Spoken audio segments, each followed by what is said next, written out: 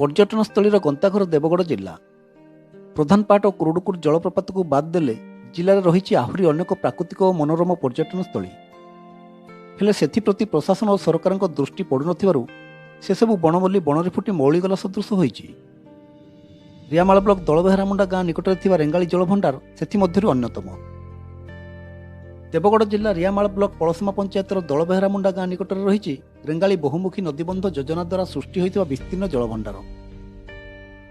यह जलभंडार नील जलराशि को घेरी रही पहाड़ और सबुजिमा। एठाकू प्रतिवर्ष नवेम्बर मास ठारू फेब्रुआरी मास पर्यंत नाना प्रजातिर विदेशी पक्षी आगमन लगी रही है, जहाँकि जलभंडार शोभा को द्विगुणित करिथाए। यही विस्तीर्ण जलभंडार मनोरम दृश्य को उपभोग करने और एठारे बणभोजीर मजा नेबापी प्रतिवर्ष डिसेम्बर और जनवरी मासरे दूर दूरांतरू बहु संख्यार पर्यटक और पिकनिक पार्टी शो छुटी थाए एठाकू। मात्र परितापर विषय है यह जलभंडार प्रति एपर्यंत स्थानीय प्रशासन किंवा सरकार दृष्टि पड़ना। एक पर्यटनस्थलीर मान्यता पर एठारे समस्त प्रकार भित्तिभूमि रही सत्वे यार विकास दिगरे कौन पदक्षेप नि फल जिलार ही मनोरम पर्यटनस्थली लोकलोचन आढ़ुआल रही जाइछि। एठी जो जलभंडार अच्छी रेंगाली डैम सेटा पर्यटन स्थली भोजी करने बहुत दूर दूरांतर लोक आसुँच। ढेंकानाल, अनुगुल, तालचेर, देवगढ़, सम्बलपुर सबुआड़ लोक बहुत ये डिसेम्बर आ जनवरी रे बहुत भिड़ हुए। आउ देश विदेश दुनिया चढ़ी आसुँच से देखापी भी लोक भोजी कर आसुँच।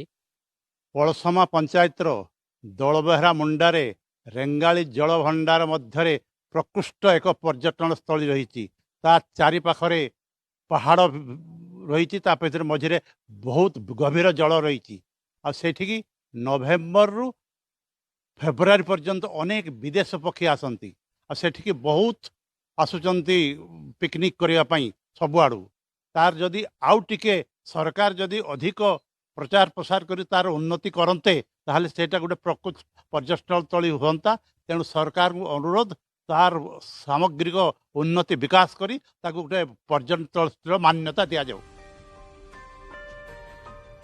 जिलार यह मनोरम जलभंडार को एक पर्यटनस्थलीर मान्यता प्रदान करी यार उन्नति करागले यह राज्य पर्यटन मानचित्र एक स्वतंत्र स्थान अधिकारी हो पारंता एथिरे संदेह नहीं। देवगढ़ सरोज शतपथी, ईटीवी भारत।